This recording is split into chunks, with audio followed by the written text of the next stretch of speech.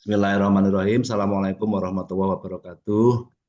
Waalaikumsalam warahmatullahi wabarakatuh. Waalaikumsalam warahmatullahi wabarakatuh. Yang sama-sama kita hormati Ketua LPPM, beliau adalah Bapak Dr. Adi Subrata, PhD. Yang sama-sama kita hormati Bapak Kadif Penelitian di LPPM Unima, Bapak Dr. Budi Waluyo, Bapak Ibu, Ibu-ibu Ketua Program Studi di Magister Manajemen dan Kewirausahaan. Hadir beliau ada Bu Desiana Ajeng Pramesti, Bu Dr. Desiana. Lalu ada juga di sini saya lihat tadi ada Bu Dr. Duta Sukmarani dan juga yang lainnya serta rekan-rekan mahasiswa program Pasca Sarjana di Unima. Pak Adi, saya mau menyampaikan bahwa di kita di program magister itu ada grup WA untuk koordinasi lintas program studi, ada MMKWU dari Fakultas Ekonomi, lalu ada Magister Pendidikan Dasar dari FKIP, lalu ada Magister Pendidikan Islam di FAI dan juga Magister Hukum di Fakultas Hukum. Nah, itu kita terbentuk, ada channel diskusi di grup WhatsApp. Kemudian di tahun ini ada apa ya tawaran hibah dari DPPM terkait penelitian tesis magister. Nah, oleh karenanya saya menginisiasi di teman-teman itu ya apa ya, walaupun tidak resmi ya setidaknya ada yang mengkoordinasi gitu Pak Adi dan saya dan Mbak Ning juga ada Mbak Ajeng itu untuk mengkoordinasinya dan kita bersemangat untuk mengikuti mengajukan proposal hibah tesis magister ini. Gitu. Nah, tapi karena kami semua ini masih pemula, Pak Adi, terutama yang di MMKWU dan juga yang di Magister Pendidikan Dasar, kan belum ada kakak tingkat kami yang sudah lolos pendanaan hibah tesis magister. Berbeda dengan yang di Magister Pendidikan Islam di FAI, kakak-kakak tingkatnya itu ada yang banyak sudah lolos sehingga mereka sudah tahu bagaimana caranya. Nah, oleh karenanya Pak Adi, kami meminta dari Forum Komunikasi Mahasiswa Magister ini minta bantuan lah ke LPPM, kami didampingi, diberikan penjelasan dan didampingi sampai dengan akhir supaya kami ini juga ikut lolos dan kami berkesejajaran dengan mahasiswa-mahasiswa pasca sarjana yang ada di UI, yang ada di ITB, yang ada di UNES, ada di UNY dan itu. Jadi kami ingin apa ya, ketika ada pengumuman lolos itu juga kata eh, Unima-Unima dari program penelitian tesis magister ini banyak gitu sehingga meyakinkan kepada semuanya bahwa kami ini juga berkesetaraan dengan mereka gitu. Nah, itu aja sebagai pengantar Pak Adi, mohon nanti Pak Adi bisa memberikan pengantar dari LPPM dan juga nanti Pak Budi bisa memberikan apa ya pelatihan teknisnya dan nanti akan dilanjutkan dengan sesi diskusi. Untuk yang pertama, waktu kami berikan Iya, kepada Pak Adi. Monggo Pak Adi. oke, baik, terima kasih. Assalamualaikum warahmatullahi wabarakatuh. Yang saya Waalaikumsalam. hormati Bapak Ibu pimpinan fakultas, kemudian calon dosen pembimbing dan juga calon para peneliti dan juga para mahasiswa ya magister yang hadir pada kesempatan hari ini. Tentunya eh, saya sangat senang sekali Pak Muji dan teman-teman semua dengan acara ini karena bisa ini ya apa namanya sharing di awal kayak gitu dan ini karena waktu ajuan hibahnya juga masih cukup lama, jadi tanggal 29 kalau tidak salah, sehingga mungkin waktu-waktu ini menjadi satu kesempatan yang sangat-sangat bagus untuk menulis, kemudian mengajukan proposal dan juga melihat beberapa potensi yang ada yang mungkin di sekitar kita yang mungkin itu bisa dijadikan sebagai apa bahan proposal gitu ya, kemudian membantu untuk menyelesaikan masalah yang ada di masyarakat seperti itu. Nah, tentunya ini juga tidak lepas ya dari peran dari mungkin pimpinan semuanya, kemudian para peneliti, kemudian para pembimbing yang juga saling bersinergi untuk menyusun proposal, kemudian submit segera mungkin gitu ya, karena sistem BIMA juga tidak bisa kita prediksi ya, kayak gitu kadang error, kemudian kadang juga ada trouble dan ini menjadi satu kendala tersendiri bagi kita bayangkan submit ke mana ke sistem seperti itu. Tapi secara prinsip saya sangat support dengan acara seperti ini karena ini acara yang menurut saya sangat spesifik Pak Muji dan teman-teman semuanya karena membahas satu skema satu skema gitu ya yang tentang riset tesis magister gitu. Dan tentunya nanti dengan apa diskusi ini kita bisa melihat beberapa standar yang atau mungkin mekanisme yang bisa dijadikan sebagai acuan untuk mengajukan hibah, kemudian bagaimana beberapa trik untuk menyusun proposal, kemudian menghasilkan karya ilmiah yang juga punya potensi untuk dipublikasikan di beberapa jurnal ilmiah gitu. Dan juga saya ingin melihat beberapa mungkin sampel gitu ya, karena tadi sempat mendengar ada yang sudah selesai proposalnya Pak Muji, jadi atau mungkin ada yang baru 50% atau mungkin baru judul aja, dan saya kira itu progres yang sangat baik gitu ya. Nanti yang mungkin bisa sharing gitu ya, kira-kira apa aja yang perlu kita berikan contoh kepada para mahasiswa, kemudian hal apa yang perlu kita hindari, itu yang menjadi hal yang sangat-sangat fundamental dalam penyusunan proposal gitu ya. Dan tentunya nanti kita akan mendengarkan ya paparan dari Pak Budi Waluyo, kemudian nanti juga mungkin ada sharing experience dari Pak Muji yang mungkin saya yakin beliau juga sudah sangat-sangat berpengalaman dan punya satu visi yang sangat bagus dalam proposal penelitian kayak gitu. Dan harapannya bisa memberikan ini apa pencerahan gitu ya, memberikan beberapa hal tips yang sehingga bisa lolos untuk apa namanya hibah. Dan tentunya harapan kita adalah ajuan yang sekarang itu lebih banyak dari ajuan-ajuan sebelumnya. Dan ini memang butuh kerjasama ya dari semua pihak, baik dari kita sebagai peneliti, kemudian pimpinan dan sebagainya seperti itu. Baik, mungkin itu yang dapat saya sampaikan. Semoga acara ini lancar dan juga menghasilkan output yang juga signifikan kayak gitu. Jadi tidak hanya paparan materi kemudian selesai, tapi setelah ini tentunya ada progres untuk menulis proposal, kemudian diskusi, kemudian mengembangkan beberapa ide dan juga mencari kira-kira apa sih yang sedang dibutuhkan oleh masyarakat gitu ya. Itu mungkin yang dapat saya sampaikan. Silakan bisa di apa namanya teruskan acaranya. Saya akan menyimak kayak itu dan terima kasih. Assalamualaikum warahmatullahi wabarakatuh. Waalaikumsalam warahmatullahi wabarakatuh. Salam Matur warahmatullahi nuwun Pak wabarakatuh. Adi atas sambutannya. Dan berikutnya kami mohon kepada Pak Budi selaku Kadif Penelitian untuk bisa memaparkan program PTM ini, Pak Budi, dan Bapak Ibu mari kita nikmati paparan dari Pak Budi. Mungkin waktunya ya 30 sampai 45 menit atau 1 jam monggo boleh, dan nanti akan dilanjutkan dengan sisi diskusi antara kita bertanya ke LPPM dan saling berbagi pengalaman. Waktu sepenuhnya kami berikan kepada Pak Budi. Oke, terima kasih Pak Muji. Suara saya bisa terdengar, nggih? Jelas Pak, jelas, aman. Oke, saya sudah bisa punya akses untuk share PPT, Pak Muji.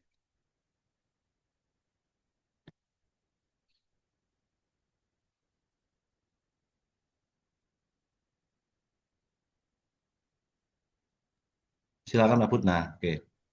Oke,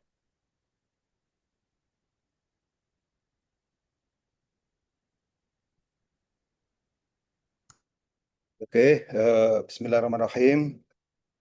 Assalamualaikum warahmatullahi wabarakatuh.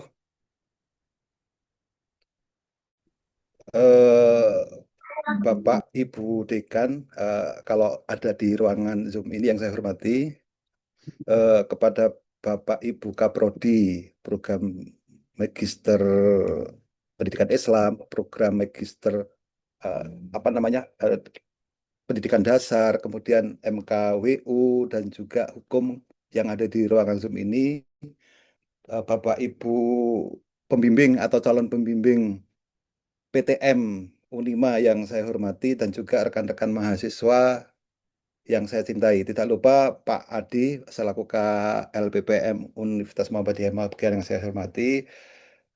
Sebelum saya menyampaikan, sebetulnya eh, saya selaku Kepala Divisi Penelitian sosok yang baru. Saya juga nanti mohon masukan dari sosok-sosok yang senior. Di sini ada Pak Muji juga, Pak Adi juga, dan juga Bapak Ibu yang lain, Bapak Ibu saudara yang lain terkait dengan program penelitian. Nah, terkait dengan penelitian tesis magister ini, secara pribadi saya juga belum pernah melakukan karena saya juga belum pernah menjadi pembimbing tesis eh, di level magister. Eh, yang pernah saya lakukan adalah saya pernah juga mereview untuk terkait dengan PTM atau penelitian tesis magister. Nah, Bapak Ibu semua yang saya hormati, acara ini merupakan acara yang sangat sangat strategis menurut saya selaku insan pendidikan tinggi karena saya ingat betul terkait dengan pernyataan Wamen Stella bahwa pendidikan tinggi itu seyogianya menghasilkan lulusan yang memiliki riset mindset. Nah, apalagi di sini posisinya lebih strategis karena posisinya program magister tentunya riset mindset itu menjadi kebutuhan yang eh, sangat penting sekali kan seperti itu. Jadi salah satu untuk mencapai riset mindset itu adalah ya kita melakukan riset itu sendiri kan seperti itu. Nah, Bapak Ibu yang saya hormati, baiklah langsung saja terkait dengan apa namanya saya suplik dari pedoman sedikit pedoman nanti kita bisa bisa kita diskusikan. Ada syarat umum terkait dengan penelitian. Jadi ini syarat umum sebagai ketua peneliti. Nanti tentunya ketua peneliti itu adalah Bapak Ibu yang ditugaskan sebagai pembimbing untuk di dalam kegiatan riset ini. Eh, jadi syarat umumnya, ini syarat umum untuk semua penelitian itu tentunya eh, seorang itu bisa sebagai ketua tim peneliti eh, program dari DPPM lewat BIMA itu tentunya yang pertama adalah dosen tetap yang mempunyai NIDN atau yang sekarang ada istilah NUPTK. Nah, ini secara umum saja. Kemudian dosen apa namanya non ASN juga bisa. Kemudian juga dosen itu memiliki ID Sinta. Ini tidak begitu penting menurut saya kan seperti itu.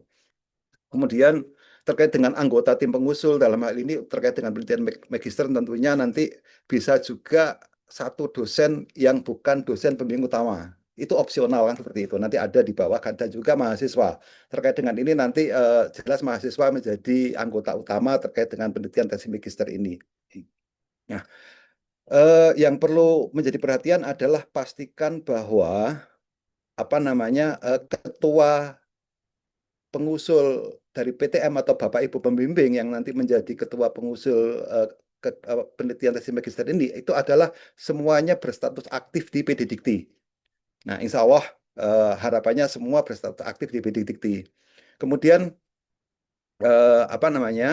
tim pengusul penelitian berasal dari perguruan tinggi yang tidak dalam status pembinaan. Nah, insya Allah kita di Unima ini tidak dalam status pembinaan atau terkena sanksi oleh Kementerian Kemendikti Saintek. Nah, Bapak Ibu semuanya terkait dengan skema penelitian PTM itu masuk dalam skema penelitian dasar. Jadi TKT-nya untuk penelitian dasar itu antara TKT 1 sampai TKT 3. Jadi kata kunci dari penelitian dasar itu adalah bagaimana kita penelitian dasar itu mengungkap misteri terkait dengan pengetahuan baru. Jadi untuk mendapatkan pengetahuan baru. Nah, makanya istilahnya bagaimana pinter-pinternya kita, Bapak Ibu pembimbing dan juga teman-teman mahasiswa, saya itu mengenali misteri baru dari sebuah kajian. Jadi mendapatkan pengetahuan baru tentang aspek-aspek fundamental dan fenomena serta fakta-fakta yang dapat diamati. Jadi penelitian tesis magister itu salah satu program penelitian sarjana, di situ ada tesis magister maupun program disertasi doktor. Yang lain saya ignore saja. Kemudian terkait dengan tesis magister atau penelitian tesis magister itu persyaratan pengusul itu hanya bisa nanti Bapak Ibu pembimbing, insya Allah semua yang ada di Unima ini sudah memenuhi syarat ini. Jadi syarat yang pertama adalah doktor dengan jabatan fungsional lektor, kemudian memiliki Sinta skor minimal overall ya, ini minimal 300 untuk saintek dan juga 100 untuk bidang sosum dan seni. Nah, insya Allah Bapak Ibu yang ditugaskan sebagai pembimbing, insya Allah sudah memenuhi kriteria minimal ini yang pertama. Jadi doktor dengan jabatan fungsional minimal lektor dan skor Sinta overall-nya 300, saintek dan 100 untuk soshum.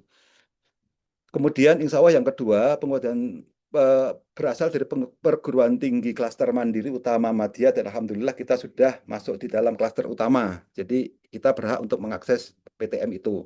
Kemudian anggota pengusul terdiri dari dosen pembimbing pembantu boleh jika ada. Kemudian 1 mahasiswa magister dari perguruan tinggi yang sama. Jadi antara dosen pembimbing dan mahasiswa itu di dalam 1 perguruan tinggi yang sama. Nah, boleh nanti anggota pengusul itu selain mahasiswa juga ada dosen di luar dosen pembimbing utama. Kemudian ini yang Bapak Ibu yang penting menurut saya, ini menjadi perhatian untuk Bapak Ibu Dekan maupun Bapak Ibu Kaprodi, karena ini menjadi syarat wajib. Administrasi awal itu ada surat keterangan yang menginformasikan bahwa ketua tim pengusul itu adalah dosen pembimbing utama bagi mahasiswa yang menjadi anggota penelitian itu tentunya. Nah, mungkin sampai hari ini ada beberapa program studi magister yang belum, mungkin yang belum untuk menetapkan dosen pembimbing untuk mahasiswa, karena ini beberapa program magister ini kan masih semester 1 ya. Nah, makanya syarat yang D ini seyogianya harapannya segera kita siapkan sehingga nanti syarat administrasi terkait dengan bahwa ketua pengusul atau Bapak Ibu pembimbing itu memang sudah ada penugasan dari instansi. Mungkin penugasan dari SKD-kan saja menurut saya itu sudah sangat cukup. Nah, Bapak Ibu semuanya yang saya hormati dan juga teman-teman mahasiswa, terkait dengan PTM yang menjadi rencana program kita, itu ada luaran yang dana dan juga jangka waktu yang sudah ditetapkan. Jadi luaran wajib dari PTM ini adalah 1 artikel di jurnal bereputasi nasional terakreditasi Sinta 1 sampai Sinta 4 atau 1 artikel di jurnal bereputasi internasional. Nah, Bapak Ibu semuanya, jadi ini menjadi luaran wajib yang nanti harus harus menjadi janji kita semuanya Sinta 1 sampai Sinta 4 atau syukur-syukur melampaui Sinta 1 yaitu di jurnal bereputasi internasional. Nah, kemudian SBK atau standar biaya keluaran yang ditetapkan untuk penelitian tesis magister adalah maksimal 40 juta. Kemudian jangka waktu penelitian untuk PTM ini hanya 1 tahun, Bapak Ibu semuanya. Nah, kemudian jadi ini penelitian pascasarjana untuk tesis magister itu 40 juta maksimal. Kemudian kalau pascasarjana terkait dengan disertasi doktor itu bisa sampai maksimal 60 juta, waktunya bisa sampai maksimal 2 tahun. Tapi dalam hal ini kita sedang berdiskusi terkait dengan program penelitian tesis magister. Ini beberapa larangan perhatian nanti tidak perlu saya sampaikan nanti. Jadi intinya adalah uang yang diberikan oleh negara, yang diamanahkan oleh negara itu adalah uang yang terkait dengan fungsi pencapaian luaran yang dijanjikan. Jadi hal-hal yang tidak diperbolehkan itu sudah di warning betul di pedoman, nanti bisa Bapak Ibu semuanya baca sendiri di PPT atau di panduan penelitian BIMA yang tahun 2026 ini.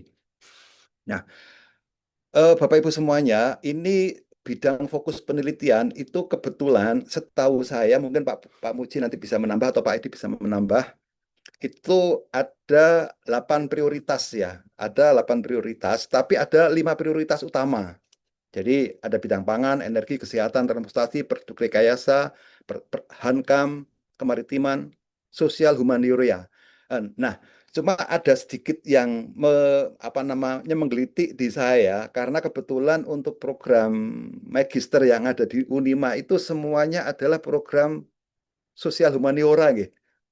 Bukan saintek. Nah, kalau melihat di 5 prioritas ini, itu ternyata sepertinya nampaknya itu terkait dengan bidang saintek saja, yaitu terkait dengan kecerdasan buatan, teknologi informasi, komunikasi, dan juga otomasi, kemudian energi baru dan terbarukan, teknologi pangan dan kesehatan, transportasi dan infrastruktur, material maju, dan teknologi nano.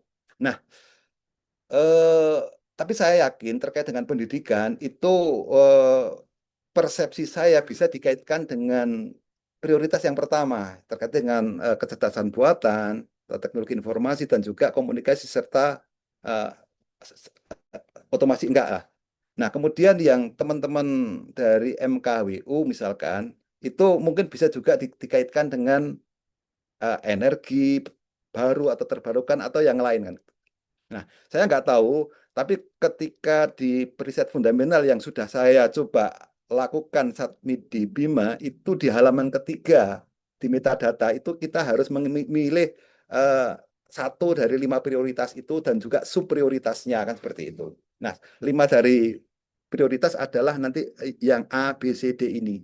Nah, eh, saya menduga nanti yang PTM juga akan muncul di halaman eh, isian metadata di Bima itu juga harus memilih ini. Saya terus terang belum mencoba untuk yang tapi yang fundamental karena ini sama-sama riset dasar itu saya menduga juga akan dikaitkan atau dipilihkan dengan 5 prioritas riset nasional ini kan seperti itu. Nah, pertanyaannya adalah saya juga belum mengoreksi proposal saya yang sudah saya coba upload di Bima, tapi logikanya adalah bahwa 5 prioritas itu secara tersirat juga harus muncul di dalam proposal yang kita tuliskan. Nah, kebetulan punya saya pun juga belum secara eksplisit menjelaskan bahwa usulan riset saya itu mendukung di salah satu dari 5 prioritas riset yang ditetapkan di tahun ini kan seperti itu. Nah, ini nanti menjadi diskusi bareng-bareng, mungkin nanti ada pandangan yang lebih komprehensif dari Pak Muji atau Pak Adi, nanti mohon masukannya. Nah, eh, Bapak Ibu semuanya, jadi terkait dengan tahapan pengusulan proposal di DPPM di Bima ini ada 2 tahapan. Yang pertama adalah terkait dengan penilaian administrasi yang itu nanti reviewer hanya memilih bahwa indikator-indikator yang ditetapkan itu ada 4 indikator untuk PTM itu semuanya adalah sesuai. Jadi jangan sampai ada satupun indikator dari 4 untuk program tes Imagineer itu satupun yang tidak sesuai. Karena ada satu yang tidak sesuai saja akan menjadikan usulan proposalnya tidak lolos administrasi. Bapak semuanya sangat disayangkan sebagus apapun proposal penelitian ketika penilaian administrasi tidak lolos, berarti otomatis tidak akan dilanjut dengan tahapan yang kedua adalah penilaian substansi. Maka karena penilaian administrasi itu sifatnya hanya administratif, jangan sampai dari penelitian Bapak Ibu semuanya itu ada 1 atau 2 indikator penilaian administrasi itu yang tidak lolos.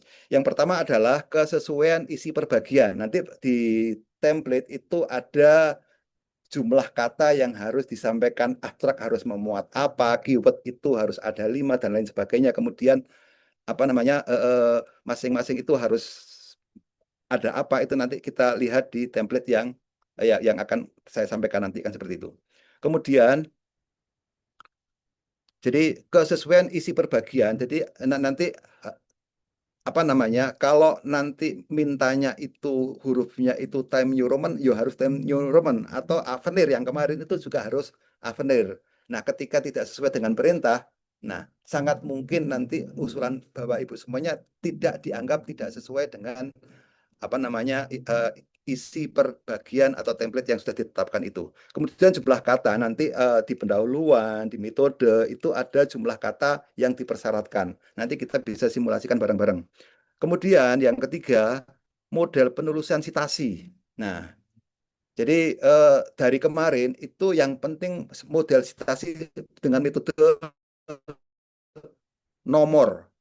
Jadi bisa pakai Vancouver saja apa namanya modelnya bisa macam-macam atau juga triple A. Tapi yang jelas kesepakatan dengan kemarin dengan tim teman-teman reviewer itu yang penting sistem penulisannya adalah sistem citasinya adalah sistem nomor. Kemudian yang keempat itu, nah ini untuk tesis magister itu wajib ada lampiran surat keterangan atau surat tugas mahasiswa bimbingan. Nah ini hanya ada terkait dengan penelitian pasca sarjana, ada PTM, PDD dan juga PMDSU. Jadi ini mungkin yang keempat ini ada beberapa prodi yang belum ada. Bapak Ibu mohon Kaprodi dan juga Bapak Ibu Dekan bisa berkoordinasi untuk segera memenuhi syarat yang keempat, karena ini menjadi syarat administrasi. Kalau tidak ada syarat yang nomor 4 itu atau surat keterangan bahwa ketua pengusul atau sistem pembimbing itu ada surat tugasnya, maka bisa dianggap administrasi. Awal kami di LPPM akan juga mengawal terkait dengan syarat administrasi ini sehingga prosentase atau harapannya 100% usulan dari Bapak Ibu semuanya atau teman-teman mahasiswa itu semuanya lolos administrasi. Kemudian tahap yang kedua dari pengajuan proposal di BIMA itu setelah penilaian administrasi itu nanti akan dilanjutkan dengan substansi. Nah, pengalaman 3-4 tahun saya menjadi reviewer itu ternyata yang tidak lolos administrasi itu, nah yang saya tugaskan ke saya itu sekitar 25-40% itu tidak lolos. Ya fluktuatif antar per tahun itu. Tapi di antara itu selalu ada yang tidak lolos administrasi. Nah, tahap selanjutnya terkait dengan tahapan penilaian di BPM, penilaian di halaman pendahuluan metode dan juga apa namanya bedah satu-satu. Yang pertama adalah indikator penilaian yang pertama adalah terkait dengan rekam jejak ketua tim pengusul yang relevan, kan seperti itu. Jadi yang dinilai adalah ketua tim pengusul. Dalam hal ini adalah Bapak Ibu pembimbing yang ditugaskan sebagai pembimbing. Nanti akan menjadi ketua pengusul dalam penelitian PTM ini. Nah, jadi kriteria pertama adalah publikasi kekayaan intelektual, bisa juga buku, dari ketua pengusul yang disitasi pada proposal. Nah, di kriteria yang pertama terkait dengan rekam jejak itu akan mendapatkan poin maksimal ketika populasi atau jumlahnya lebih atau sama dengan 5. Nah, kalau hanya 4, poinnya tidak maksimal. Nah, makanya nanti Bapak Ibu selaku pembimbing itu harus memetakan kira-kira penelitian relevan yang menjadi pijakan untuk penelitian PTM ini itu nanti bisa teman-teman mahasiswa dibantu sehingga syukur-syukur bisa lebih dari 5. Nah, Bapak Ibu semuanya terkait dengan sitasi ini atau referensi ini tentunya akan muncul juga di bagian akhir penilaian yaitu kualitas referensi kan seperti itu. Makanya tentunya kan harus dipilih penelitian yang relevan dan juga relevansi dan kualitas referensinya juga yang paling bagus tentunya kan seperti itu. Karena kualitas referensi juga akan masuk di bagian akhir penilaian terkait dengan kualitas referensi. Nah, kemudian yang kedua, relevansi kepakaran pengusul dengan tema proposal. Nah, itu bisa dilihat di kata kunci. Nanti di halaman selanjutnya akan saya contohkan. Jadi intinya tidak ada skor 3 ya. Adanya relevan, itu poinnya 4. Skor 3 itu tidak ada. Kalau tidak relevan berarti kurang relevan dan tidak relevan kan seperti itu. Nah, relevansi itu nanti dilihat di mana. Nanti kita lihat di slide selanjutnya. Kemudian jumlah kolaborasi publikasi internasional bereputasi. Nah, kesepakatan di reviewer di asosiasi reviewer, perkumpulan reviewer itu jumlah kolaborasi publikasi internasional itu ngeceknya ada di Scopus.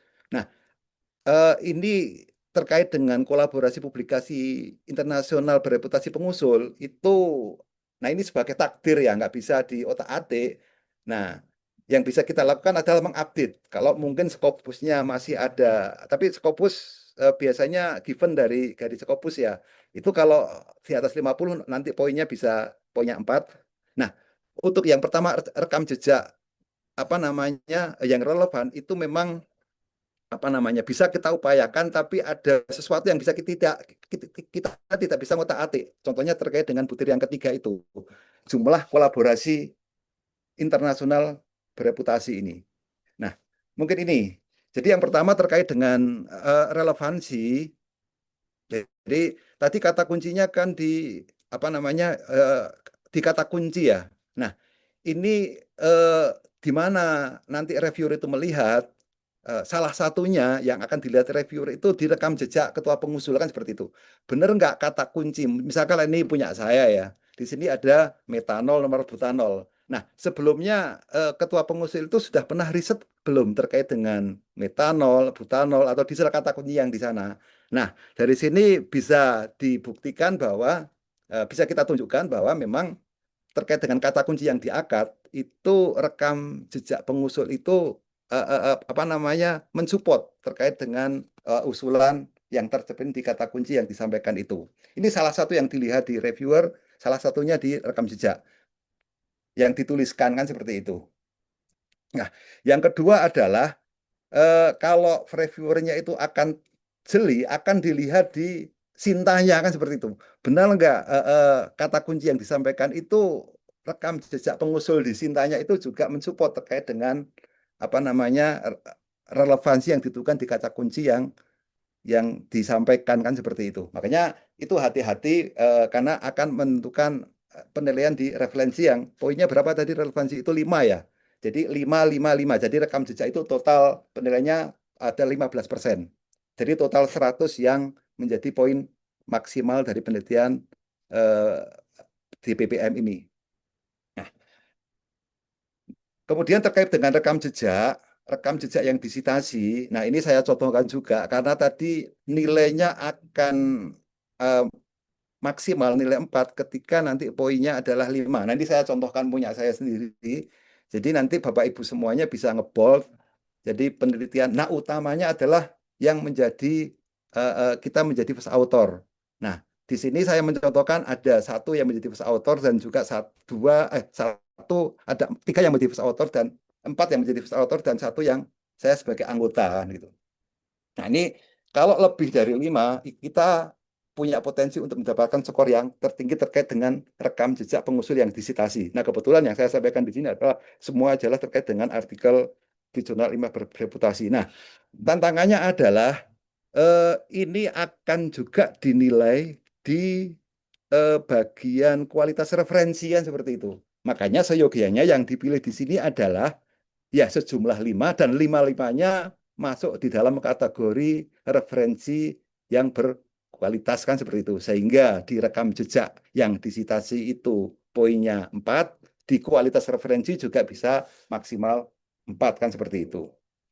Nah, ini harus poin ini ketika memang ada harus kita optimalkan. Kalau memang tidak ada, kalau memang ada tidak kita sampaikan itu kan eman-eman. Karena ini adalah masing-masing poinnya 5. Kemudian yang tadi saya sampaikan yang ketiga terkait dengan kolaborasi internasional Bapak Ibu semuanya, kesepakatan di reviewer itu nanti yang dilihat adalah di scopus.com ya. Di apa namanya author itu nanti di bagian co-authorship ini. Jadi reviewer nanti hanya akan melihat di sini. Jadi co-authorship-nya yang di dokumen apa namanya di Scopus itu berapa? Di sini 74 berarti tadi kan akan bernilai maksimal apabila lebih besar sama dengan 50 kan seperti itu. Berarti kalau dari ketua pengusul itu lebih besar sama dengan 50 akan mendapatkan poin 4. Nah, jadi logika reviewer langsung akan menilai di bagian ini. Nah, kalau tidak maksimal bagaimana? Nah, artinya kita harus mengoptimalkan di bagian yang selain ini, di bagian selanjutnya. Bagian selanjutnya adalah terkait dengan urgensi penelitian. Nah, kalau terkait dengan rekam jejak itu kan istilahnya sudah menjadi takdir ya. Takdir apa namanya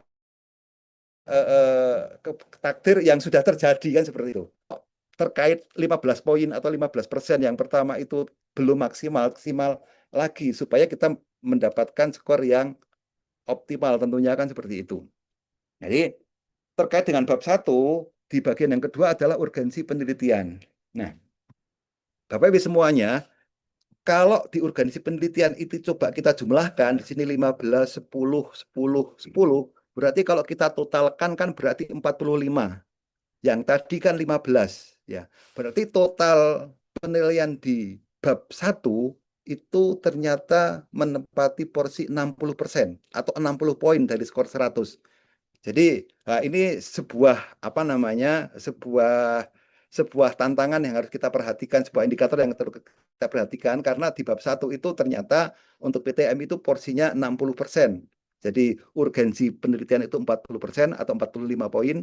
Kemudian di rekam jejak ketua pengusul itu ada 15 poin atau 15%. Terkait dengan urgensi penelitian, yang pertama adalah terkait dengan ketajaman perumusan masalah. Nah, poinnya hanya ada tajam, itu skornya 4, skor 3 tidak ada. Kalau dianggap tidak tajam, potensinya hanya ada 2, kurang tajam atau tidak tajam, kan seperti itu. Makanya karena ini tidak ada potensi nilai 3, sebisa mungkin kita mengarahkan ke yang tajam. Karena kalau kita lolos atau luput dari penilaian tajam, berarti kita hanya berhak untuk mendapatkan poin 2 atau poin 1, kurang tajam atau tidak tajam, kan seperti itu. Nah, sering ada diskusi yang namanya tajam itu yang seperti apa sih, kan gitu loh. Nah, kemarin diskusi sama Pak Muji itu kalau tajam di dalamnya digambari silet, kan seperti itu, atau pisau itu akan dianggap tajam oleh penuh, itu kan keguyonan saja, kan seperti itu. Nah, itu yang harus kita nanti diskusikan menurut saya, kan seperti itu, karena potensi yang menjadi judgment assist reviewer di sini, ketajaman perumusan masalah. Nah,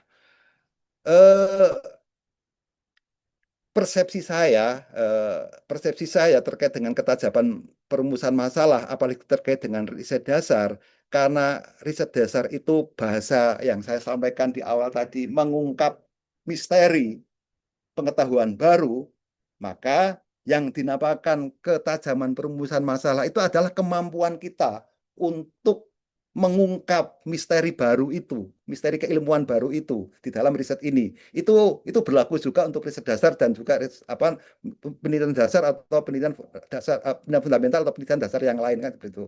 Jadi karena penelitian dasar itu adalah untuk mengungkap misteri atau pengembangan keilmuan baru, maka kemampuan kita untuk menemukan misteri yang perlu kita kembangkan di dalam kajian yang kita angkat itu, kan gitu loh. Nah, itu tafsir sederhana saya, kan seperti itu. Nanti kita bisa diskusikan lebih jauh setelah akhir presentasi ini. Itu poinnya untuk penelitian tesis magister ada 15 poin atau 15%. Kemudian yang kedua, inovasi pendekatan pemecahan masalah. Nah, ini juga aspek judgment dari reviewer terkait dengan inovasi pendekatan pemecahan masalah. Itu tentunya antara A, B, C itu saling berkait ya Bapak Ibu semuanya. Jadi logikanya ketika rumusan masalah yang kita temukan itu sudah sangat tajam, sudah sangat penting untuk ditindaklanjuti, kemudian memastikan bahwa gagasan pemecahan masalah yang kita rumuskan di atas itu sangat inovatif, kan seperti itu. Dan itu juga tidak ada skor 3. Kalau tidak dianggap inovatif, berarti kemungkinannya adalah poinnya 2 atau 1, kurang inovatif dan tidak inovatif. Makanya ini juga sebisa mungkin kita upayakan bagaimana deskripsi atau narasi yang kita sampaikan itu akan dinilai inovatif oleh reviewer, kan seperti itu. Karena kalau tidak ditarik ke poin 4, maka hak kita tinggal poin 2 atau poin 1, kurang inovatif atau tidak inovatif. Apalagi ketika poin rekam jejak di atas kurang maksimal. Tentunya kan kita berusaha diskusi malam hari ini tentunya bagaimana kita akan membawa proposal kita ke poin 4 ini, kan seperti itu. Nah, terkait dengan inovatif pendekatan masalah, kalau saya pribadi, kalau saya sebagai reviewer, itu yang saya lakukan salah satunya, kalau memang itu tidak, kadang gini Bapak Ibu semuanya, reviewer itu tidak selalu sesuai dengan bidangnya. Misal saya teknik mesin saja, karena saya di bidangnya energi, belum tentu saya mereview terkait bidang energi saja. Bisa saja saya mereview tentang bidang material atau bidang yang tidak sesuai bidang saya, kan seperti itu. Nah, salah satu yang sering saya lakukan untuk mengidentifikasi atau inovasi pendekatan masalahnya itu inovatif, saya akan copy judulnya, kemudian saya masukkan di Google Scholar. Kalau nah itu juga terkait dengan state of the art. Kalau usulan kita, pendekatan penelitian masalah itu hanya meniru yang sudah dilakukan orang lain, tentunya poin B dan poin C terkait dengan inovasi pendekatan masalah, itu juga perspektif saya sulit sekali untuk mencapai poin yang maksimal, poin 4 itu. Kemudian yang ketiga adalah state of the art. Nah, nanti kita contohkan bareng-bareng state of the art itu seperti apa. Jadi yang jelas bahwa state of the art itu poin 4 jika kita dinilai menggunakan pendekatan baru. Jadi antara inovatif dan pendekatan baru itu memang saling berkait kan seperti itu. Yang poin B sama poin C itu menurut saya saling berkait. Tapi yang paling mudah adalah di proposal kita harus menyampaikan apa yang sudah orang lakukan terkait dengan pemecahan masalah problem state yang kita sampaikan di awal bagian pendahuluan, kemudian gagasan atau ide penyelesaiannya itu memang benar-benar baru dan ketika di tracing di Google Scholar contohnya itu memang ada kebaruan kan seperti itu, bukan replikasi atau duplikasi atau uh, gagasan yang sama, pendekatan yang sama dengan penelitian sebelumnya untuk masalah yang sama kan seperti itu.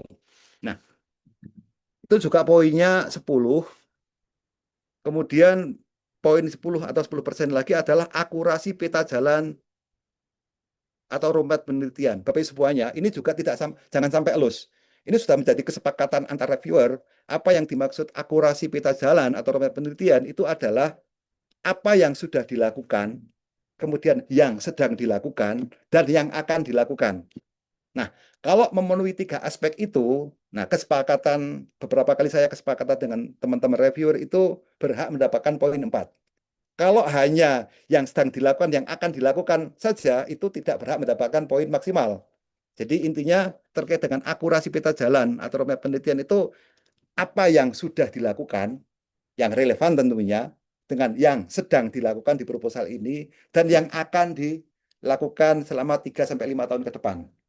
Jadi yang sudah dilakukan selama 5 tahun ke depan, yang sedang dilakukan di proposal ini, dan yang akan dilakukan selama 3-5 tahun ke depan, kan seperti itu. Nah, untuk poin yang keempat, dan ini skornya itu 10 poin atau 10% dari total skor total, itu harapannya yang ini tidak sampai lewat juga, kan seperti itu.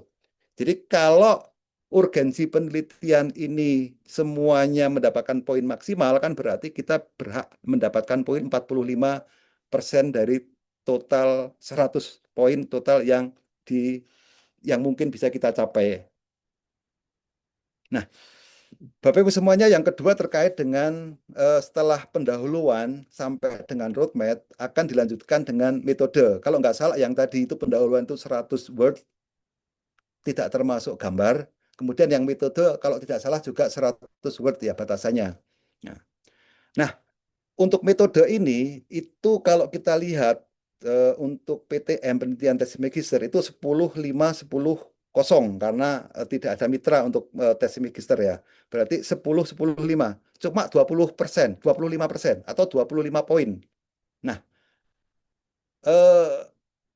ternyata metode ini menempatkan porsi yang tidak begitu besar Bapak Ibu semuanya. Walaupun sama-sama 100 kata di bagian metode ini. Tapi potensi poinnya kalau yang di atas itu sampai 60 poin, kalau yang di metode hanya 25 poin. Tapi walaupun 25 poin, seyogianya ya kita mendapatkan poin yang maksimal kan seperti itu. Jadi Bapak Ibu semuanya ada untuk tesis magister ada 3 indikator terkait dengan metode, bagian metode. Yang pertama adalah terkait dengan akurasi metode penelitian. Nah, itu juga poinnya 10%. Itu penilaiannya juga tidak ada penilaian 3, hanya metodenya akurat, itu poinnya 4, atau tidak ada, cukup akurat itu tidak ada. Yang ada kurang akurat itu poinnya 2, dan tidak akurat poinnya 1, kan seperti itu. Nah, terkait dengan metode penelitian yang akurat, saya nggak begitu memahami untuk saya soshum itu seperti apa, tapi yang jelas logikanya barangkali sama dengan logika saintek ya. Jadi metode itu adalah langkah-langkah untuk membuktikan hipotesis kan seperti itu. Deduktif kita akan dibuktikan di bagian metode ini. Jadi rencana pembuktian induktifnya itu adalah sudah direncanakan di dalam metode. Maka akurasi metode itu harus tentunya harus relevan terhadap deduktif yang kita bangun di bagian pendahuluan tadi kan seperti itu. Sehingga deduksi atau kerangka konsep dan hipotesis penelitian ini itu akan dibuktikan langkah-langkahnya melalui metode penelitian ini. Itu logika sederhananya seperti itu. Bagi kami, mungkin Pak Muji juga Pak Adi, metode itu tidak ada yang baku kan seperti itu. Tapi esensi dari metode, saya nggak tahu untuk teman-teman soshum ya atau di pendidikan, itu mungkin ada yang baku untuk metode itu. Tapi bagi kami yang di saya, Pak Muji dan Pak Adi mungkin metode itu selama ini kita ya yang jelas metode itu adalah pembuktian gagasan kan seperti itu. Pembuktian deduktif yang kita bangun di bab 1 itu kan seperti itu. Nah, makanya ketika saya menilai metode kalau memang make sense terhadap apa namanya deduktif yang dibangun, berarti metodenya saya anggap akurat kan seperti itu. Nah, nanti mungkin diskusi untuk keunikan dari bidang pendidikan, bidang ekonomi atau bidang yang lain itu mungkin kita diskusikan nanti setelah pemaparan ini. Itu poinnya 10 Bapak Ibu semuanya, cukup besar, 10%. Kemudian yang kedua terkait dengan kejelasan pembagian tugas tim peneliti.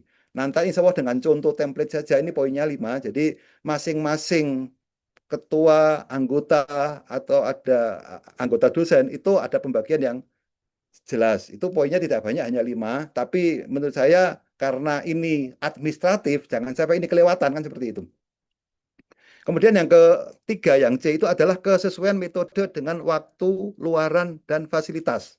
Nah, nanti akan mudah ketika ini by contoh ya nanti. Nanti mungkin Pak Muji atau dari saya bisa mencontohkan terkait dengan kesesuaian metode dengan waktu, luaran, dan fasilitas. Jadi, kata kuncinya adalah bahwa metode itu sinkron dengan waktu, dan luaran, dan juga fasilitas yang ada, atau fasilitas atau sumber daya sarpras yang ada di dalam institusi itu kan seperti itu. Nah, ini juga poinnya 10. Kemudian untuk yang kredibilitas mitra, karena ini PTM tidak butuh mitra, maka tidak ada. Jadi potensi poin di bagian metode itu ada 25% atau 25 poin. Nah, Bapak Ibu semuanya, yang terakhir adalah terkait dengan referensi. Nah, referensi itu ada 2. Yang pertama adalah terkait dengan kebaruan referensi. Jadi ya minimal diusahakan 5 tahun terakhir lah. Jadi referensi yang Bapak Ibu citasi itu 85%-nya itu adalah yang baru. Tapi tidak cukup baru saja.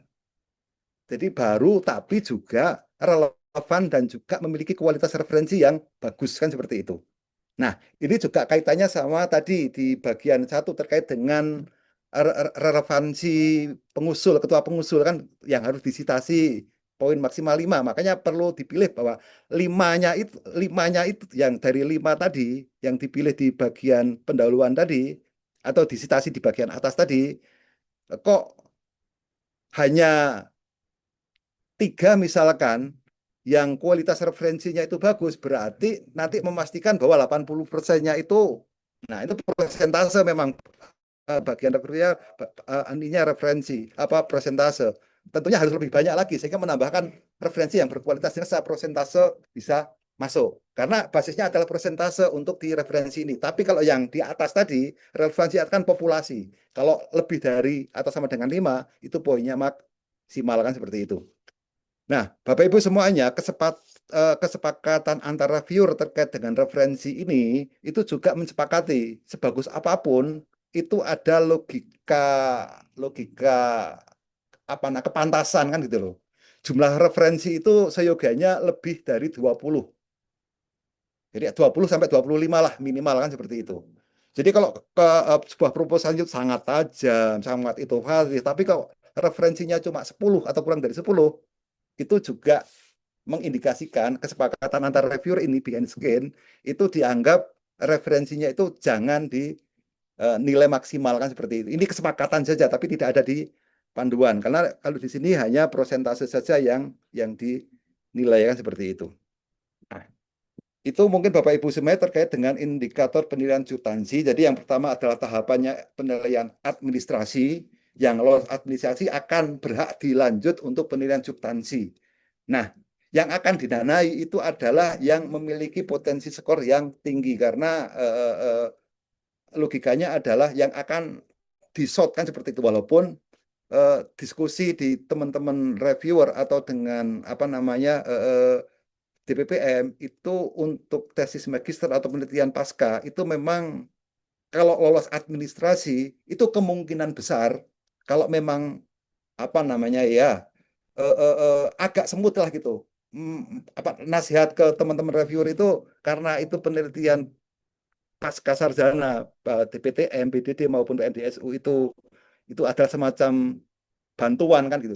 Bantuan kepada teman-teman mahasiswa pasca sarjana itu dihimbau untuk ya lebih murah kan seperti itu dalam menilai eh, eh, ini setelah lolos substansi, setelah lolos administrasi kan seperti itu. Tapi walaupun demikian di kesempatan yang kemarin, tapi kita harus mengupayakan penelitian secara substansi yang terbaik tentunya kan seperti itu.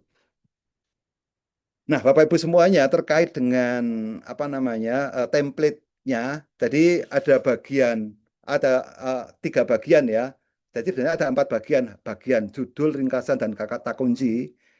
Jadi di situ eh, itu nanti penilaian pertama pastikan memenuhi sesuai dengan template. Kalau 20 kata ya nanti pastikan jumlah judulnya tidak lebih dari 20 kata kan seperti itu. Kalau lebih dari 20 kata ya khawatirnya akan dinilai tidak sesuai dengan template. Nanti tidak lolos administrasi kan seperti itu. Kemudian ringkasan itu tidak lebih dari 300. Nah, pastikan ada urgensi, ada tujuan, ada metode, dan luaran yang ditargetkan. Nanti bisa kita lihat contoh bareng-bareng nanti. Jadi ada isinya minimal memenuhi urgensi, tujuan, metode, dan juga luaran yang ditargetkan. Maksimal jumlah katanya 300 kata. Kemudian yang ketiga terkait dengan kata kunci. Nah, kata kunci Bapak Ibu semuanya harus hati-hati karena ini sebagai untuk melihat keyword untuk relevansi juga. Tadi yang kita sampaikan kata kuncinya itu kemarin kesepakatannya harus 5 dan dipisahkan dengan titik koma. Kemarin kesepakatannya kalau kurang dari 5 atau lebih dari 5 dianggap tidak lolos administrasi. Tadi pastikan kata kuncinya itu 5 dipisahkan dengan titik koma. Nah, untuk substansi pastikan bahwa kata kunci itu menunjukkan relevansi terhadap kepakaran ketua pengusul. Itu mungkin rambu-rambunya seperti itu. Nah, Bapak Ibu semuanya, walaupun halaman pertama judul ringkasan kata kunci itu tidak apa namanya tidak masuk dalam indikator, tapi tersirat di kata kunci juga masuk menjadi indikator yang kedua ini di halaman pendahuluan kan seperti itu. Bapak Ibu semuanya terkait dengan halaman pendahuluan isinya kan secara garis besar ada 2 bagian rekam jejak dan juga urgensi penelitian. Jadi rekam jejak itu tadi poinnya 15%, urgensi penelitian poin totalnya adalah 45%. Jadi total di pendahuluan, di bagian di pendahuluan itu adalah 60%. Artinya apa? 60 poin. Bapak Ibu semuanya sebagai apa namanya sedikit apa namanya pengamatan saya yang kemarin juga ikut terlibat dalam mereview, kemarin itu skornya tidak terlalu tinggi. Jadi yang saya review skor dari saya itu 66 saja, yang kemarin itu lolos. Nah, kemarin juga diskusi sama Pak Muji, 60 lebih sedikit saja yang kemarin itu lolos. Tapi kita nggak tahu yang kemarin, yang besok ya atau yang tahun ini itu skor minimal lolosnya itu kan kita tidak tahu. Maka kita berusaha potensi nilai di bagian pendahuluan yang sampai 60% itu harapannya kita mendapatkan nilai terbaik atau nilai yang maksimal kan seperti itu. Jadi di situ untuk penelitian PDD dan penelitian magister itu sudah ada rinciannya. Jadi pendahuluan itu ada D1, D2, D3, dan D4. D1 itu terkait dengan latar belakang rumusan masalah. Kemudian D2 itu pendekatan pemecahan masalah. Kemudian D3 state of the art. Nah, jadi jadi rumusan masalah di situ ada poinnya apa tajam, kurang tajam, ada tiga. Jadi yang D1 itu akan dinilai ketajaman perumusan masalah. Nah, jadi tajam, kurang tajam, dan tidak tajam. 4, 2, 1 kan seperti itu. Kemudian yang kedua terkait dengan pendekatan pemecah masalah. Nah, inovatif atau tidak inovatif kan seperti itu. Nah, itu juga poinnya 1, 2, 4, kan seperti itu. Pastikan di bagian ini kita meyakinkan reviewer bahwa pendekatan pemecahan dari masalah yang kita rumuskan di atas itu inovatif, kan seperti itu. Walaupun diskusi kemarin dengan Pak Muji itu inovatifnya PDD tentunya levelnya tidak seberat inovatifnya untuk fundamental, kan seperti itu.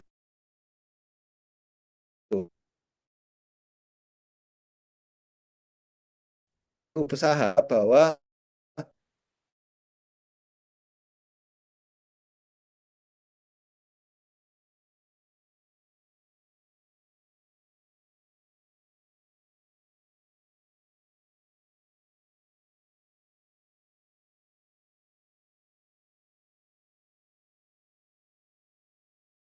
nah, kemudian yang terakhir adalah peta jalan. Sekali lagi peta jalan itu terkait dengan apa yang sudah kita lakukan, yang sedang kita usulkan, dan yang akan kita lakukan ke depan, kan seperti itu. Kalau 3 aspek itu memenuhi, insya Allah peta jalan penelitian itu mendapatkan poin yang maksimal, kan seperti itu. Ingat Bapak Ibu semuanya bahwa bagian pendahuluan itu menempati poin 60. Nah, jadi itu sudah mencapai poin maksimal, wis nyicil ayam, kan seperti itu, untuk bisa didanai tentunya, kan seperti itu. Nah, Bapak Ibu, bagian selanjutnya adalah bagian metode. Nah, sama juga ini maksimal 100 kata. Yang tadi juga bagian pendahuluan itu, kalau yang kemarin kesepakatan reviewer itu di copy satu-satu. Makanya untuk yang PDD dan PTM, riset doktor, itu kita ngopinya. Kalau yang untuk fundamental kan kita bisa ngopi semuanya langsung, jumlah katanya berapa, kan seperti itu. Kalau ini kita satu-satu.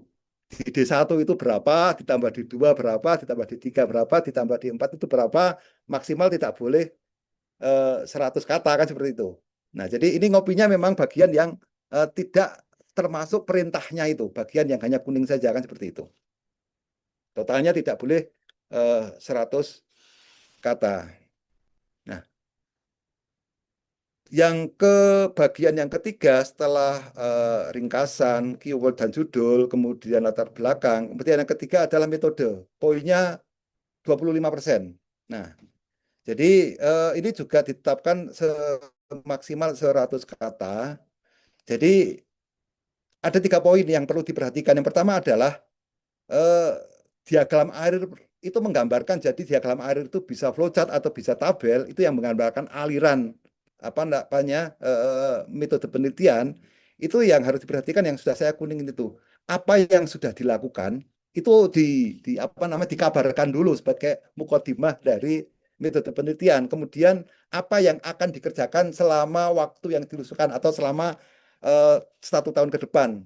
Itu apa tahap-tahapannya.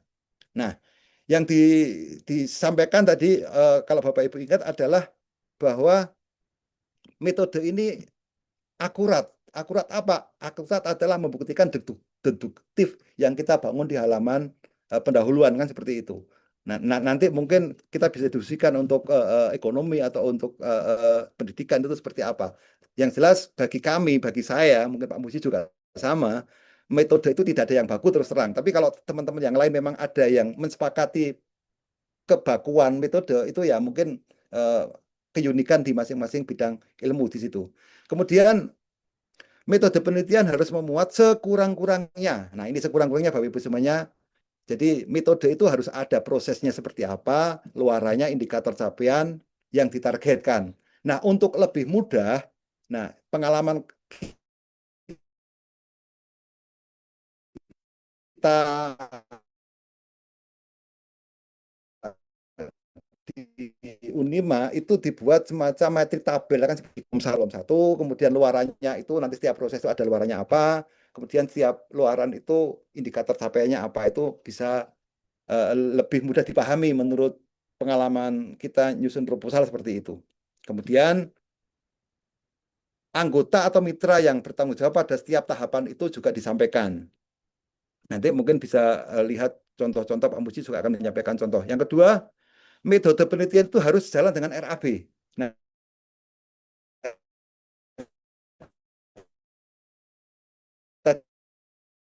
di poin RAB tidak ada, tapi RAB itu jangan sampai RAB itu peneliti A, peneliti B, penelitian C itu kok dipasang di mana saja itu bisa, itu nggak boleh. Artinya apa? Orang lihat gawe rincian RAB kan seperti itu. Jadi rancangan biaya dari bulan 1 atau minggu 1 sampai minggu ke 10 misalkan, itu harus merepresentasikan tahapan proses penelitian, tentunya kan seperti itu. Jadi jangan sampai hanya persiapan, pelaksanaan, pengujian. Nah, itu ditempel di mana saja kan bisa. Jangan sampai seperti harus clarity, harus sejalan dengan tahapan metode yang kita rencanakan itu. Kemudian yang terakhir itu masih di metode, itu terkait dengan hasil yang diharapkan. Nah, hasil yang dijanjikan tentunya tadi sudah saya sampaikan ketika penelitian tesis magister itu terkait dengan jurnal utamanya yang wajib itu adalah jurnal terindeksasi Sinta 1 sampai 4, atau kalau lebih besar lagi bisa jurnal internasional berreputasi kan seperti itu. Nanti harus clarity yang mau dituju mana.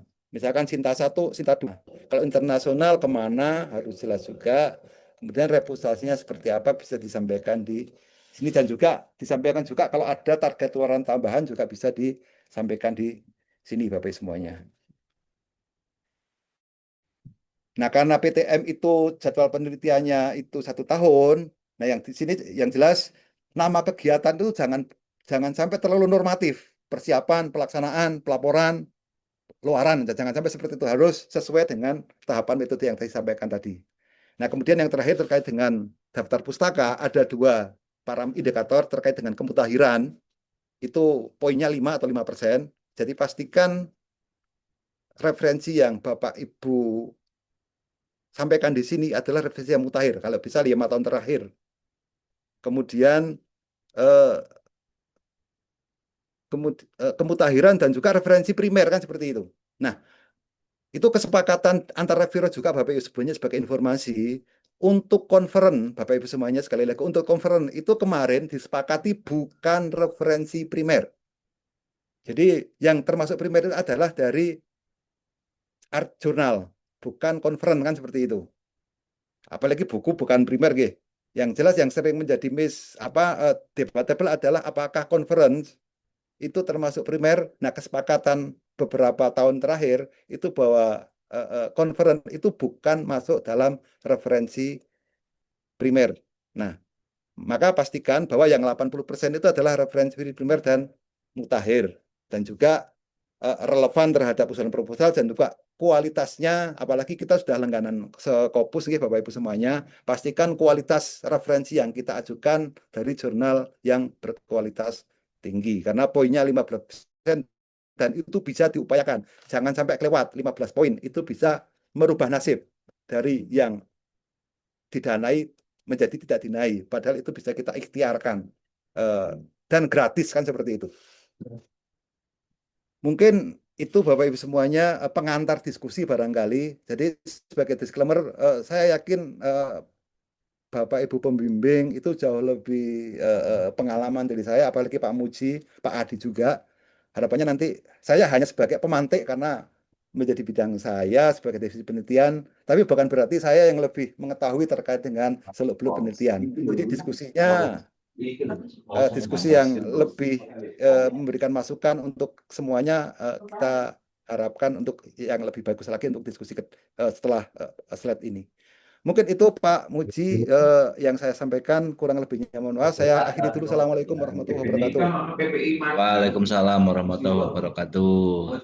Terima kasih Pak Budi, tepat sekali ini waktunya 1 jam, tidak kurang tidak lebih, dan sudah dibahas secara detail tentang panduan dan juga penjelasan tentang isi template.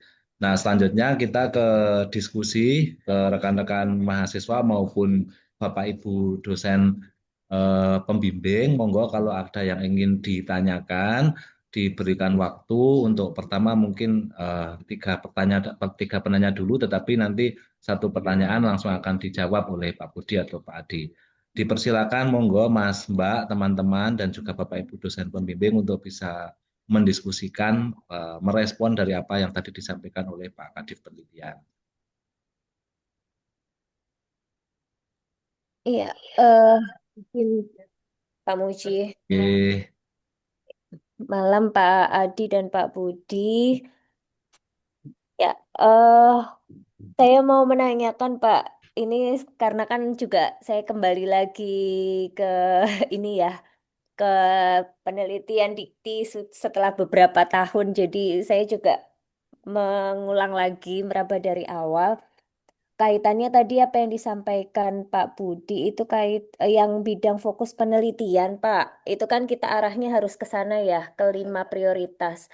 Nah, ini untuk kita yang sosial humaniora bagaimana ya? Karena kan kalau saya baca tadi ada 5 prioritas itu eh tidak ada arahnya yang ke soshum seperti itu. Nah, salah satu seperti bidang saya itu kan di marketing communication ya. Nah, itu bagaimana gitu loh, karena sempat sudah dari teman di MMK itu kan kemarin sempat sudah diskusi juga dan sudah kami arahkan ke beberapa topik seperti itu Pak Budi. Mungkin itu ya sedikit pertanyaan saya.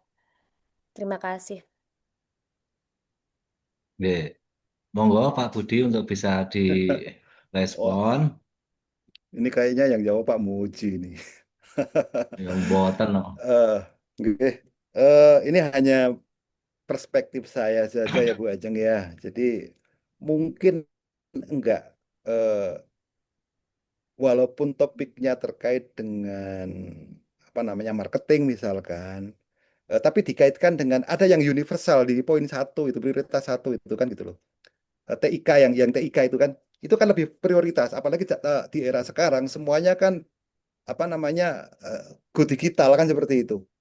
Nah, mungkin kalau perspektif saya atau tafsir saya sampai saat ini itu yang menjadi apa sekoci ya, sekoci teman-teman soshum karena itu adalah di prioritas yang pertama itu menjadi go digital kan seperti itu.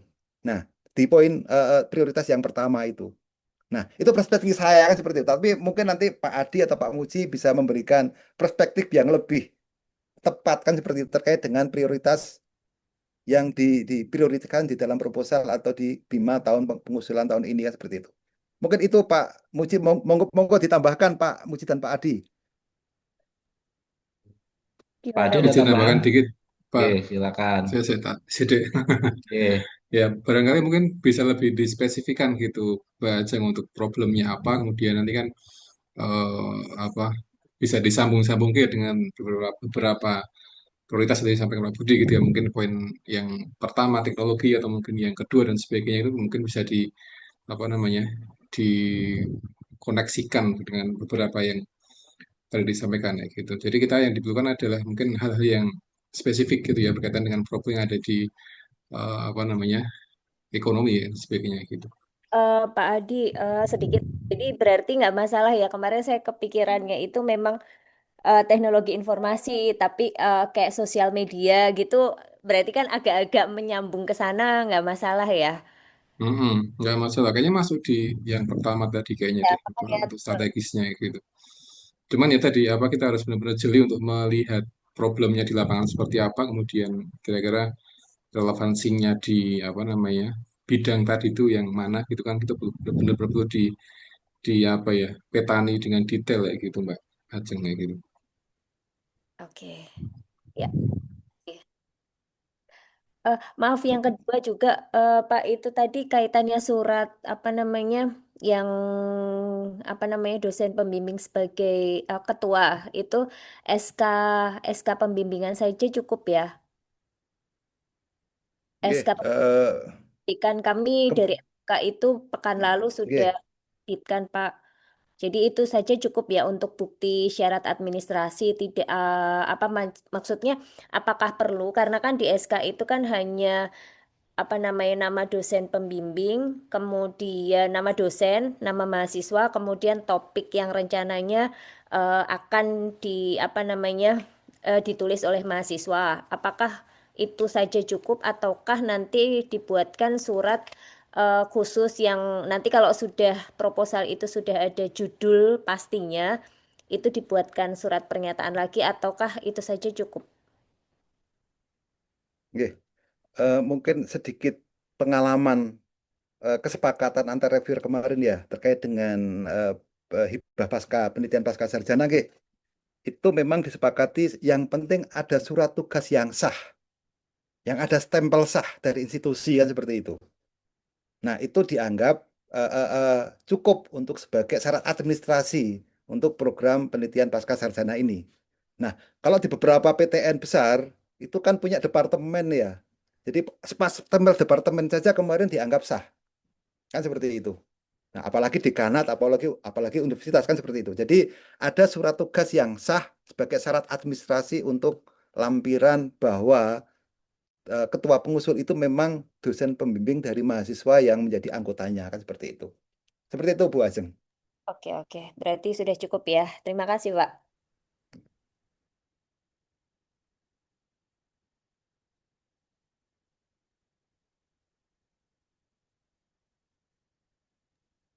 Pak Budi, nun sewu, seperti ini udah cukup nggih. Misalnya ada keputusan dekan nomor sekian tentang pembimbing tesis, lalu di halaman 2 itu ada nama, kemudian ada dosen pembimbing. Ngoten niki pun cukup nggih Pak nggih. Dan Ya, insya Allah distempelasi. sudah sangat cukup kesepakatan dari antar reviewer kemarin. Oh, Jadi yang nggih. jelas ada apa namanya surat tugas yang sah. Nggih. Yang apalagi ada Ya. stempelnya, data tandanya berwenang itu menurut saya sudah sangat cukup. Oh, nggih. Ngeten.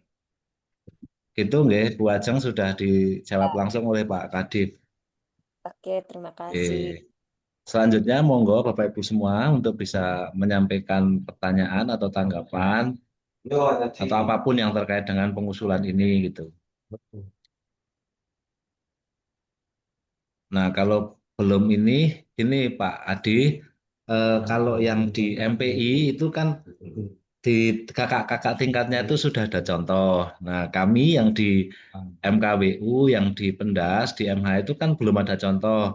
Nah, mungkin nggak ya kalau misalnya dari rekan-rekan mahasiswa ini meminta ke LPPM contoh yang kemarin lolos pendanaan, yang itu bisa kami terima dengan tentu dengan misalnya apa ya dengan prosedur etik yang ketat ya Pak, misalnya mahasiswa yang dikasih file itu juga harus menjaganya, dan bahwa pembimbing dari MPI itu juga meridhokan kalau proposalnya itu di-share ke rekan-rekan yang ada di fakultas lain. Ngoten niku saged napa mboten nggih Pak Adi nggih, supaya Nanti teman-teman kita, itu juga punya gambaran gitu.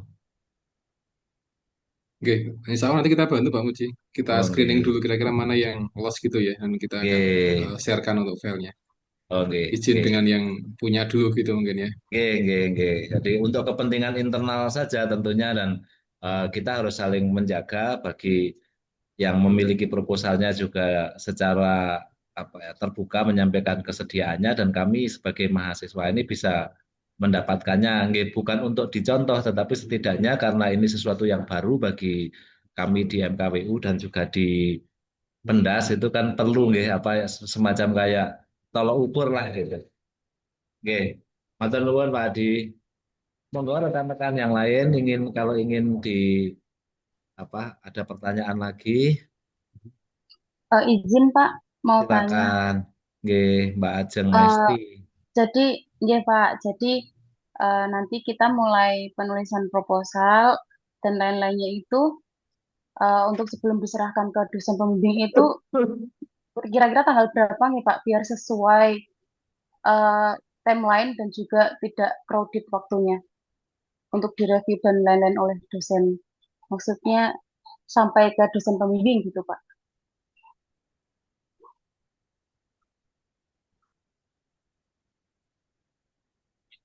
Halo Pak. Nggih, Pak Adi atau Pak Budi bisa direspon. Ini teman-teman itu kalau mau nulis proposal terus mungkin diperiksakan dulu lah ke LPPM itu, tentu lewat dosen pembimbing ya, yang kirim ke LPPM karena kita tidak memiliki jaringan ke sana. Nah, kira-kira difasilitasinya itu tanggal berapa sampai tanggal berapa ngoten niku Pak Budi, Pak Adi.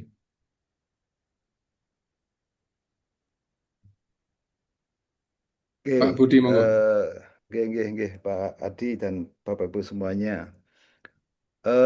Mungkin perlu disepakati ya.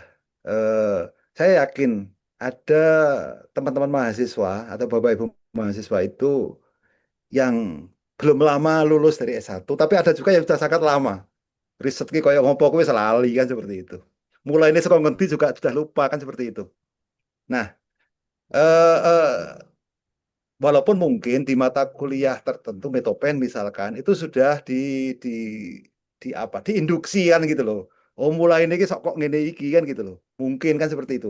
Tapi eh, eh, eh, efek induksinya juga macam-macam tentunya kan gitu loh. Ada yang langsung reaktif, ada yang juga belum juga apa namanya move on kan seperti itu. Dari kelembaman yang sudah lama berhenti itu kan seperti itu. Nah, menurut saya apa ya setelah kegiatan ini kemudian kan teman-teman mahasiswa atau calon pengusul PTM ini kan selama 2, 3, atau 4 hari ke depan atau maksimal 1 minggu itu mungkin nggak kita ketemu lagi kan seperti itu ketemu lagi sehingga maksimal 1 minggu dari sekarang itu hambatan-hambatan kelembaman mungkin itu bisa segera direcovery kan seperti itu.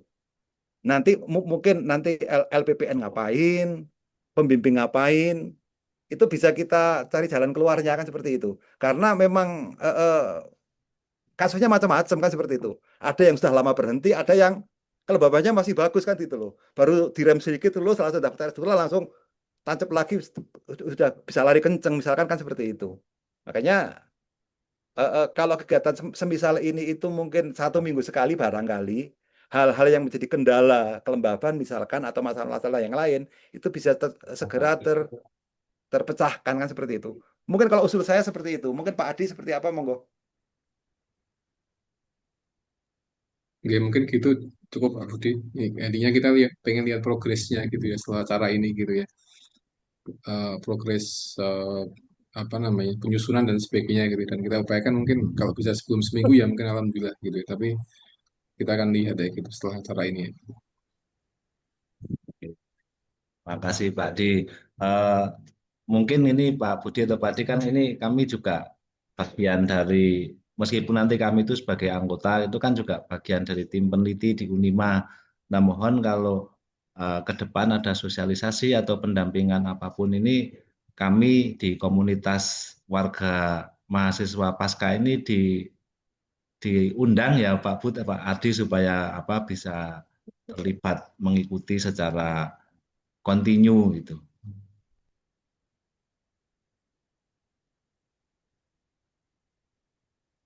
Oh, nggih, nggih. Oh, bagus sekali ya. Eh, Barangkali mungkin malah tadi yang saya sampaikan itu, mungkin spesial anu ya, spesial treatment. treatment kan gitu loh. Eh, Karena memang itu melibatkan dosen pembimbing juga mahasiswa dan ini memang salah satu apa ya kegiatan yang baik untuk mahasiswa pasca sarjana kan gitu diskusi semacam ini kan. Memang intinya untuk eh. magister itu kan latihan berlatih untuk meneliti kan gitu loh.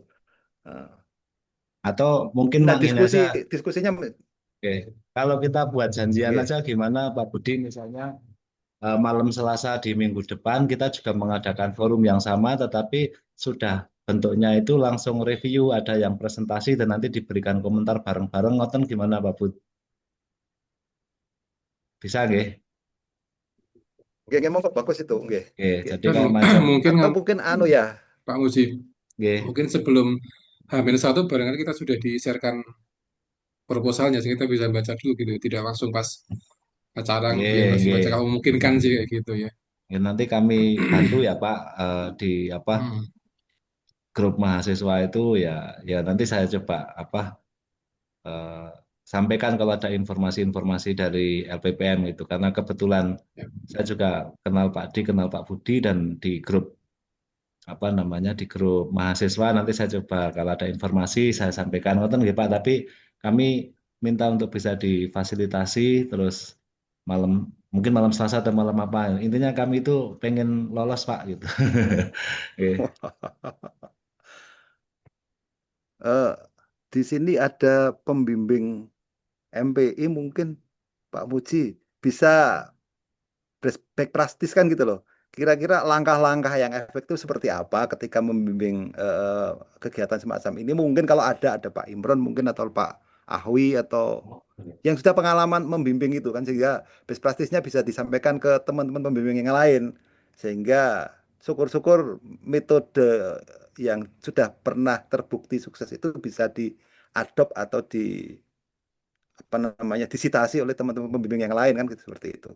Mungkin Bukan kalau ada rawuh, bukan rawuh Pak Bud, MPI nggak ada nggak ada. dosen Ini pembimbing yang MPI. rawuh itu Pak Irham dari Pendidikan Dasar, Bu Rohyati Murni dari MMKWU, lalu ada juga Bu Yunita dari MMKWU, Pak Rasidi dari Pendidikan Dasar, Bu Galih dari Pendidikan Dasar, lalu Bu Ajeng dari MMKWU. Jadi yang rawuh malam ini eh, dari Pendidikan Dasar dan dari MMKWU gitu. Ya, enggak apa-apa nanti rekaman dari Zoom ini juga akan kami share ke grup untuk bisa diputar ulang oleh teman-teman termasuk saya untuk eh, apa? Ini saya sudah sedang menyiapkan proposalnya dan sudah bimbingan ya, mulai bimbingan dengan Pak Wawan gitu. Nanti saya coba kalau sudah ya malam Selasa saya presentasi juga boleh enggak apa-apa. Ada pertanyaan lagi rekan-rekan semuanya atau kepada Nun Sewu kepada Bapak Ibu dosen pembimbing yang ingin kalau ada yang belum apa jelas mungkin bisa ditanyakan mumpung ini kesempatan yang bagus sekali dari LPPM meluangkan waktu 1,5 jam sampai 2 jam untuk kita semua. Atau kita cukupkan dulu sambil kita bermumet-mumet ria untuk mencoba memahami panduannya lalu memasukkan apa yang ada di pikiran kita ke dalam proposal gitu nggih rekan-rekan semua nggih. Nah, nah ini setuju setiap minggu ini dari Bu Desiana Ajeng setuju setiap minggu sharing bersama LPPM Pak Budi Pak Adi mintanya dari MMKWU bisa dipinangkan nih nggih Pak. Bisa di ya Oke, insya Allah. kalaupun tidak lengkap dari Pak Adi dan Pak Budi mungkin bisa kadang Pak Adi kadang Pak Budi ngoten nggih. Ya. Saya pikir itu nggih Bapak Ibu semuanya ini sudah jam 9 jadi kita apa ya selesaikan di sini untuk pertemuan pertama ini dan nanti akan dilanjutkan lagi di minggu depan kita janjian lagi dengan LPPM untuk meminta petunjuk, minta arahan dan minta reviewnya sehingga kita sukses untuk mengajukan proposal penelitian dan didanai bukan soal nilai uangnya sebenarnya tetapi competitiveness kita di kancah kompetisi nasional itu akan menjadi kebanggaan kita, menjadi kebanggaan institusi. Pak, saya juga senang nanti apa kalau pas pengumuman itu yang PTM dari Unima banyak dan berkesejajaran kita dengan IPB, dengan UI, dengan UNR dan sebagainya itu dengan UB itu menjadi sebuah kebanggaan bersama. Terima kasih Pak Adi, terima kasih Pak Budi atas apa namanya petunjuk-petunjuknya. Terima kasih juga kepada Bapak Ibu calon pembimbing, ada Bu Ajeng, Bu Galih, Pak Irham, ada Pak Rasidi, lalu Bu Yunita, Bu Murni. Mohon maaf kalau ada yang belum tersebut. Saya juga sambil nyari-nyari ini beda ini dosen atau mahasiswa itu ya bingung juga. Saya pikir itu terima kasih teman-teman semuanya. Kalau ada yang kurang dari saya selama saya menghantarkan kegiatan di malam hari ini juga mohon dimaafkan. Kita ketemu minggu depan untuk sesi untuk verifikasi atau apa ya bahasanya itu ya mamerke lah proposalnya dewe dipamerke ning LPPM terus nanti LPPM memberikan komentar atau petunjuk terus kita perbaiki dan nanti kita submit bareng-bareng. Kurang lebihnya mohon dimaafkan. Terima kasih atensinya. Saya akhiri. Wassalamualaikum warahmatullahi wabarakatuh. Waalaikumsalam warahmatullahi wabarakatuh.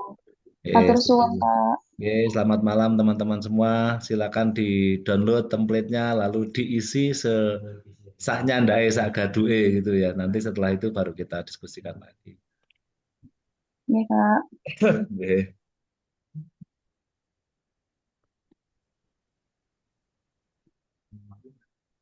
Saya selesaikan ini